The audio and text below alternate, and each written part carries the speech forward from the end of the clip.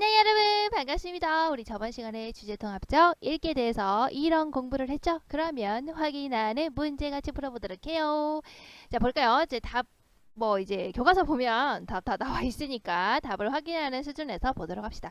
주제통합적 읽기의 대상이 누구라 그랬어? 하나의 화제나 주제, 쟁점에 대해서 하나의 주제나 화제나 쟁점에 대해서 어떻게 된다고? 다양한 관점, 그것이 옳다, 그르다, 다양한 형식, 소설이나 비평문 같은 다양한 형식으로 쓰인 글들이다. 알겠죠? 이걸 가지고 읽는다.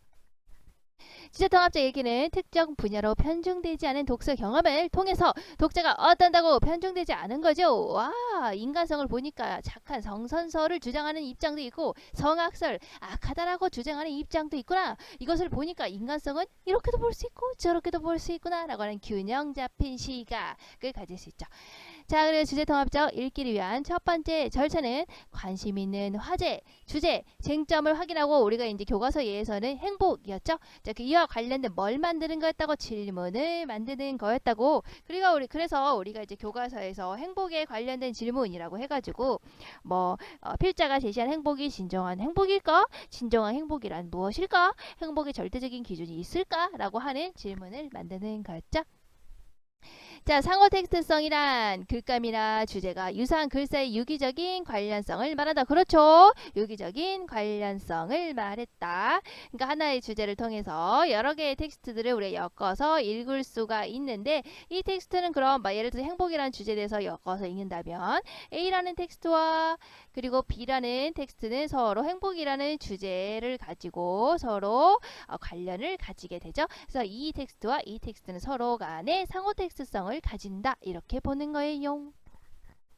주제통합적 읽기를 할 때는 편견이나 뭐를 배제하고 선입견을 가지면 안 돼요. 그리고 우리가 아주 객관적인 관점에서 우리가 합리적으로 판단하면서 읽어야 한다.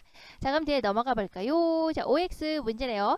주제통합적 읽기를 할 때는 다양한 글을 종합해서 자신의 생각을 새롭게 재구성. 그렇지. 여기까지가 비판적 읽기를 통해서 어떻게 한다고? 비판적 읽기를 통해서 우리가 그걸 통해 창의적인 읽기로 나아가게 된다. 이게 O가 되겠죠. O가 되겠죠.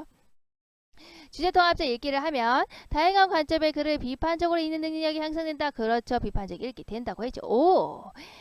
그 다음 볼까요? 주제통합적 읽기를 할 때는 글을 꼼꼼하게 읽으면서 화제나 주제, 쟁점에 대한 필자의 관점, 관련된 주요 용어, 그리고 개념 등을 정리해야 한다. 그렇다고 해있죠. 선생님이 성악설, 성선설을 읽었는데 성악설이 뭐지? 성선설이 뭔지를 모르면 안 되죠. 그 개념을 잘 내가 정리해 가면서 읽어야겠죠. 당연한 거 아니겠어요? 이거 뭔 뜻인지 모르면 이해를 못해. 그죠?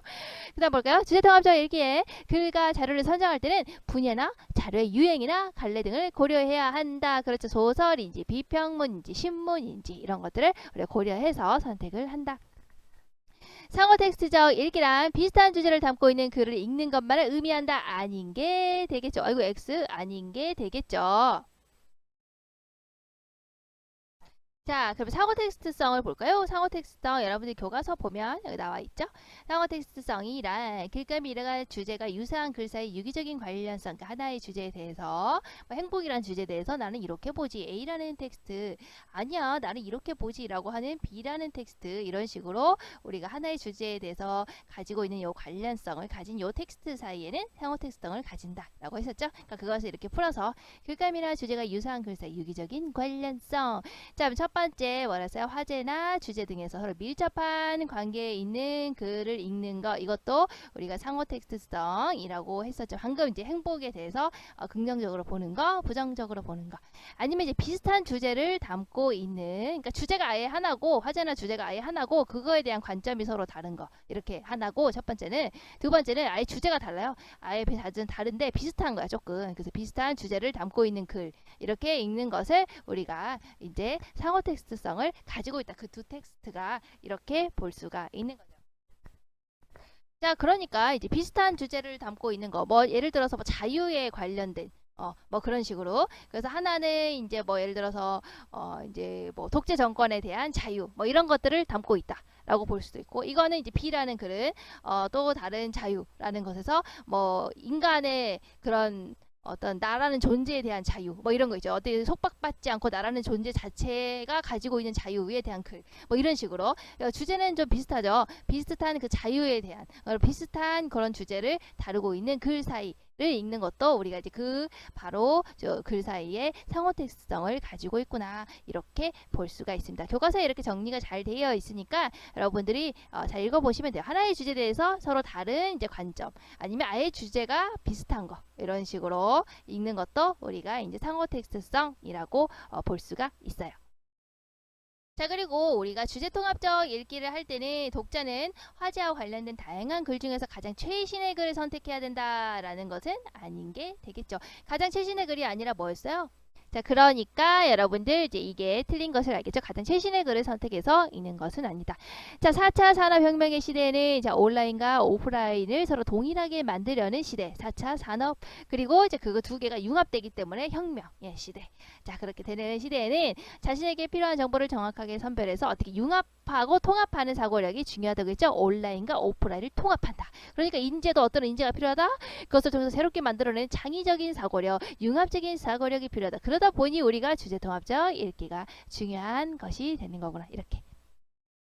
자, 밑에 볼게요. 주제통합적 읽기의 목적은 뭐였어요? 다양한 글들을 종합적으로 읽고 새로운 주제를 도출하는 것이다. 종합적으로 읽고 내가 비판적으로 생각을 한 다음에 나만의 새로운 의견을 내는 것. 이것이 바로 우리가 주제통합적 읽기였죠. 그러니까 비판적 읽기에서 그치지 않고 창의적 읽기까지 가는 것.